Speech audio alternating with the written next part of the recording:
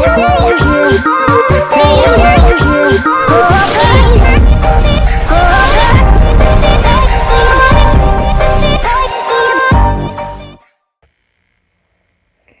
sis, hey, this is another episode from my channel. Welcome back, welcome back, welcome back, ladies.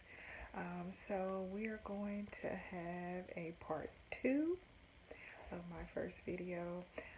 My first video, you can go back to my channel and pull that one up if you haven't already. It was in reference to domestic violence. Basically, it was an introduction to myself, just introducing myself to my viewers because that was my first video. So this will be my second video.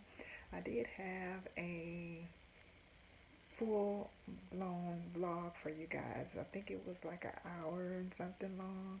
But I was having problems with the editing. I was having problems with getting it to from my phone to my laptop.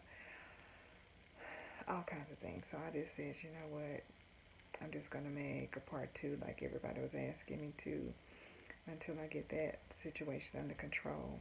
I do have a camera now and a tripod, so we're going to get that going very soon too. So just stay in with me, ladies, and we'll get everything going as we go.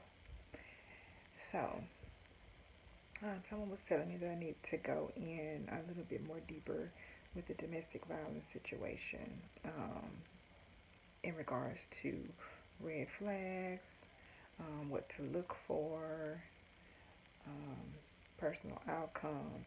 So what I'm going to do today is I'm going to go ahead and give you guys just a little bit of what happened to me personally, my personal experience. I'm not going to tell you guys everything, but I'm just going to give you like a bulk of some of the things that happened to me to kind of give you a general idea of what to expect in a situation like this. First of all, I am going to say this before I start, elaborating a little bit on it. If you are a lady, I don't care where you are, whether you're here in Texas, wherever you are, and you're going through this type of situation with someone, whether it be your partner, whether it be a husband or ex or whomever, whether it's male or female, because I do know that this subject just does not touch on women, because there are men that are in relationships that are being abused by women as well. I mean, it's kind of hard to believe, but it does happen. You have those good men that were raised properly by their family, and they were taught, embedded in their brain that you don't hit women. And some women will take it all the way to the left and hit them and do all kinds of things to them. The most that they'll do is to restrain you. But in turn, the man is actually getting abused, getting slapped, getting hit, getting punched, whatever the case may be. It's not right. So this is not just for our women.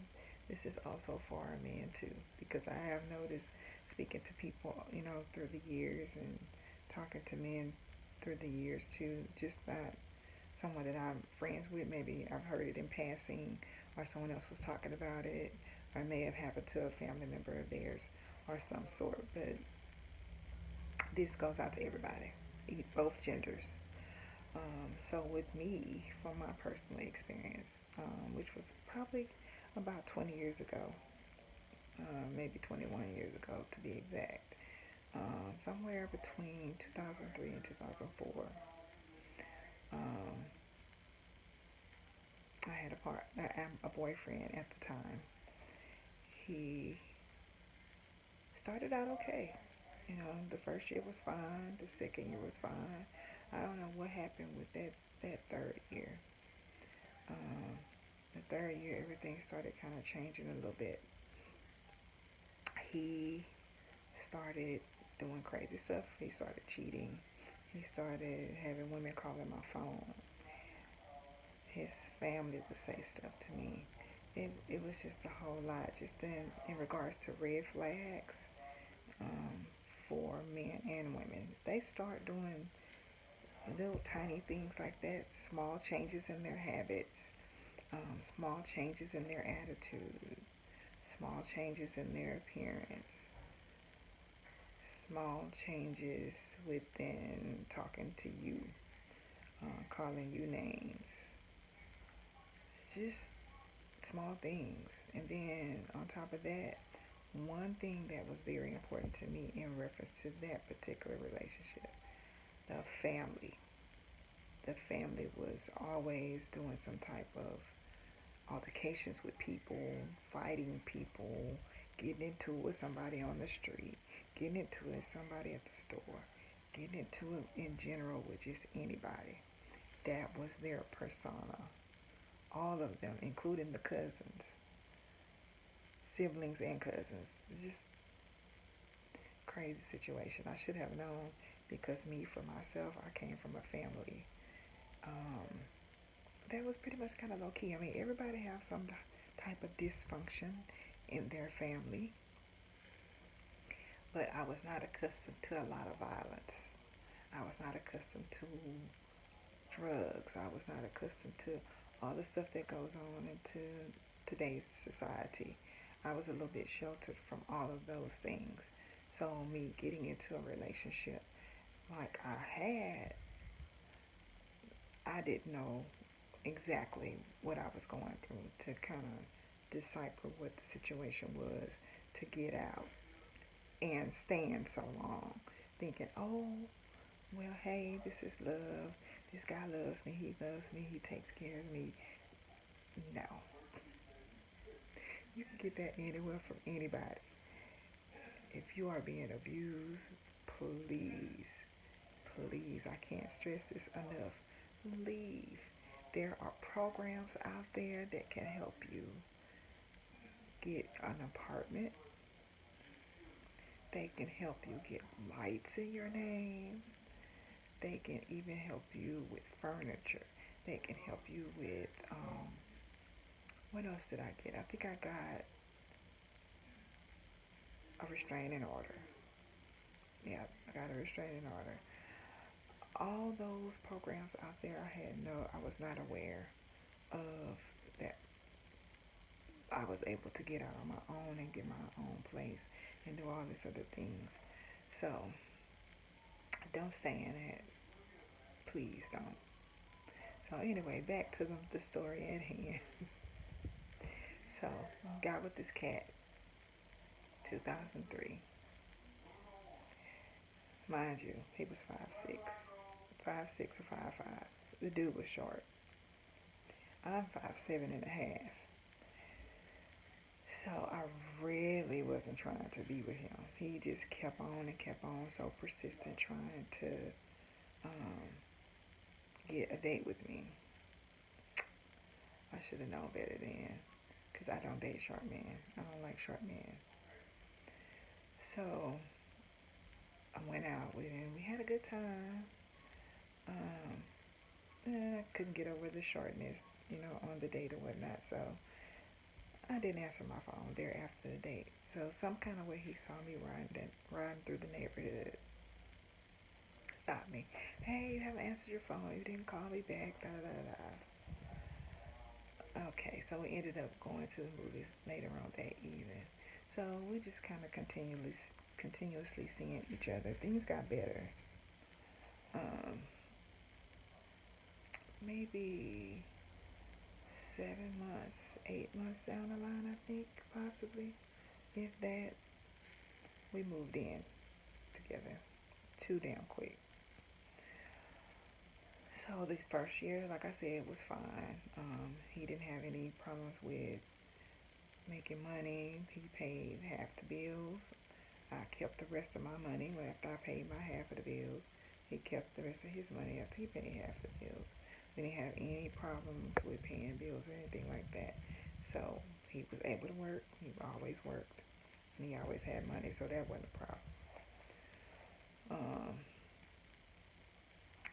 So I think that third year, that's the first 2 years was fine. That third year, we got to that third year.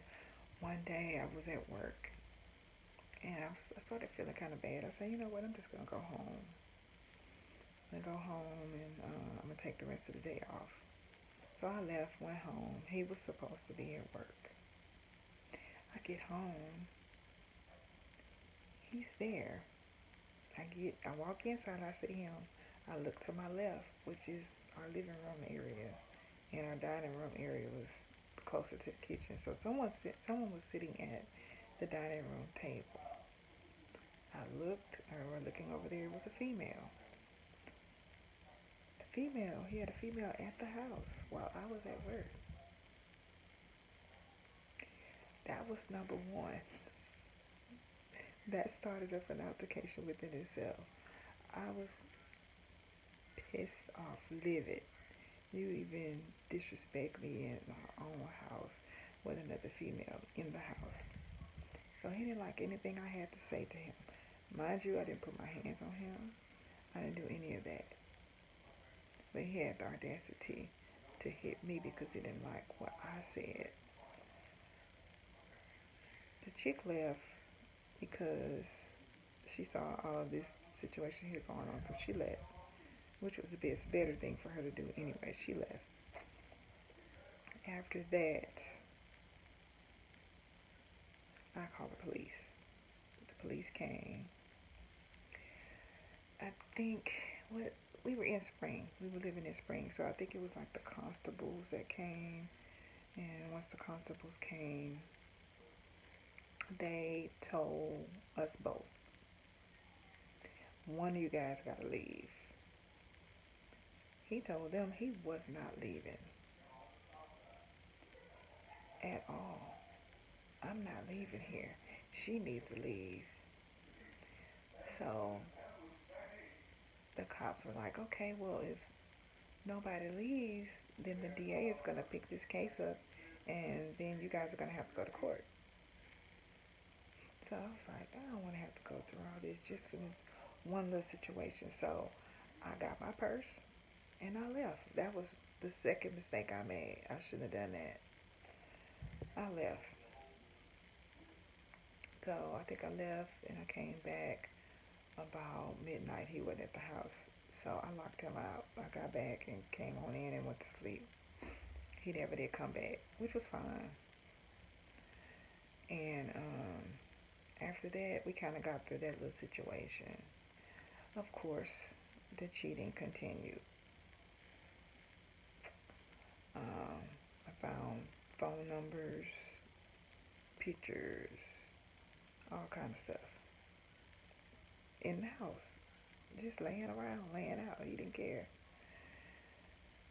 People calling my phone, people telling me they knew what my apartment, inside of my apartment looked like, all kind of stuff. But anyway, just to fast forward, I had my last straw. I think that 5th year, I had my last straw. We were tussling and fighting in the bed for something. I can't even remember what it was. And the bed was kind of high up. So I ended up rolling off the bed and fell and hit my head on the dresser. And then he did something else to me. And I didn't like that. He bit me, actually. That's what it was. He bit me. I had been thrown through the coffee table, all kind of just crazy stuff this whole 5 years. I remember one incident. I think my mom kind of picked up on everything. And she called me to come over to the house one day. And at that time, I think we had just had a fight like the night before. And I had a bunch of scratches on my neck. You know, being me, the color that I am, you know, you're going to be able to see all that. It was like full-blown scratches just across my neck. And I was like, dang it, I got to go over there. I don't have no way to, I tried to put makeup on it and makeup wouldn't work. Mind you, I live in Houston, Texas. I put on a turtleneck. I never forget, it was a pink turtleneck I had. I put the turtleneck on and went over there. And I think my mom's friend at the time, she was over there. She didn't make the situation any better. But she was there. And I was like, girl, it's 80 something degrees outside. What you doing with a turtleneck on? What's going on? Something happening. It's too hot. I'm trying to make up some type of lie or something. So she would be grilling me too hard. But she found out, of course. Mothers know. We just have that instinct. Um, so anyway, back to the last straw. I waited until he went to work. And I called my mama and told her, hey, I need to come back and stay at the house. I'm about to leave. I need to pack up all my stuff. Girl, my mama came over there within 30 minutes, and she came with some of my older cousins. It was about 5 of them, and they was ready to move me. So I got all of my clothes out. I got everything that belonged to me out. Only thing I left there was the furniture and,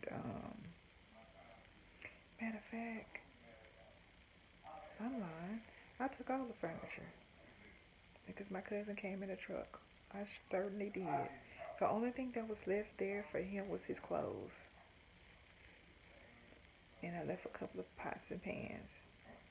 All the utilities was in my name. We both were on the lease. So I left and I was at my mom's house. So by the time he made it home from work, I believe that was probably about 6 or 7 o'clock in the evening or something. He come calling me, talking about, you took everything. The whole apartment is empty. And what am I supposed to do? I said, well, I'll be over there tomorrow and meet me at the front office. We're going to get the apartment switched in your name. My name is coming off. You can get all the utilities switched in your name because I just called the light company today and they're supposed to be cutting the lights off Friday. So you got 3 days for you to get your lights on. And you better be glad I did that nicely because otherwise they would have been cut off. So he was not grateful. But anyway, to make a long story short, I went on by my business. I stayed with my mom. 6 months rolled by. I had moved on. I got another job. As a matter of fact, I was working 2 jobs. I was working at Walmart and I was working at this call center on the south side of town. And I still had my car. I still had a car note. My car had broke down. That's what was happening. My car broke down while I was working at the Walmart and the call center. So I had to end up getting another motor put in my car. Got that done, paid for it, continued to work. One of my good friends, she found out what happened, and I explained everything to her. And she was like, girl, you need to get out. We going out tonight. I've set you up on a blind date. And we going out. Be ready at 7. And I was trying to tell her to one go. She was not trying to hear that. She hung up the phone in my face. She was not trying to hear it. So, I went ahead and got ready. She came and picked me up. The guys came. It was a friend of the guy that she was dating, which is who I'm with now. Still with now. But anyway, we had a good time. And we kept going out. We hit it off. Everything was good. And I remember one day we was walking in the mall. I think we was in Willowbrook Mall. Somebody that my ex knew, guy that he played basketball with, saw me. And he stopped me like, "Hey, Takira, what's going on? How you doing? You looking good, girl. What's happening? Who is this?" You know, he was just being completely nosy. It wasn't none of his business. And so, of course, you know, he went back and told my ex. So that's when the phone calls started back up from my ex. Those phone calls was saying everything I wanted to hear. Way back then when we was together, that he would never say. Trying to reel me back in. So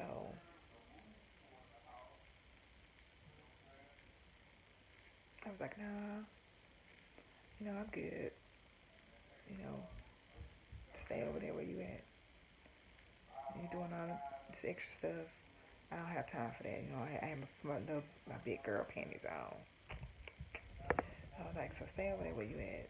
I'm not worried about you. So he kept calling. I wouldn't answer the phone. Now he's calling my mom's house. And I told my mom, no, don't answer the phone. Let it ring. I'm not trying to worry about him. So make a long story short, I'm not even going to elaborate no more on that part. That I'm saying this to say everything that I did with that relationship with him, I ended up in court because he found where I was living, because I had ended up moving out of my mom's house. He found where I was living, came, had a gun, hit me in the face. We riding in two different cars down the Beltway, Sam Houston Beltway, on the south side, up and down the Beltway. He had a gun. It was just crazy. So we were going to court because of that. Assault with a deadly weapon, basically. Had never been on the stand in a courtroom with lawyers, like real TV, the real TV stuff. It was embarrassing. I never want to go through none of that again. I mean, completely embarrassing. The whole thing. My grandmother was there listening to everything from the beginning to the end. It was not pretty. Not a pretty sight at all. So, anybody out there that is having issues with domestic violence, please take heed to my story. I know it may not be a full story and it may be all over the place, but there's a lot of pain in this story. So I'm trying to give you like a little piece of it in light part of it for you to kind of grasp it. It's not worth it. Trust and believe it's not worth it. I did better for myself with who I'm with now because his family is good. He does not hit women. Period. Now, our relationship is not perfect. We argue. He raises his voice. I raise my voice. That's as far as it goes. And then we may calm down and talk about it later. But it never goes into an altercation where we get physical with each other. Ever. So, is somebody out there for you? You can leave this person there. Like I said, there's programs out there to help you get away and help you live your life. Full-blown life. And if you have kids in the relationship, file child support. Quickly. Get a divorce if you're married. Well, you know what? Let me not say that because I don't want to be the one to tell somebody to get a divorce. That's not my place. But I am encouraging you to get out of that situation, because some people are not like me. I was able to get out and I'm still living. Some people are not able to get out and still be on this earth. And that's the God's honest truth. I can't stress it enough. So that's my little spiel for today. I'm going to start doing like little segments of different topics as well as vlogging. Probably do that, the two things. Um, we're probably going to call it the Black Chat. Um, the reason why I said the Black Chat is because my last name is Black. So, the Black Chat. So, we have reached our first episode of the Black Chat. I hope that this helps somebody out there, and I hope that good things come to you as going forward when you're trying to get through this situation. If you need more information in regards to anything and you're going through this, you can drop comments below. Subscribe to my channel and drop the comments below. And I can actually reply to your comments as well. So we're going to go ahead and close the Black Chat out.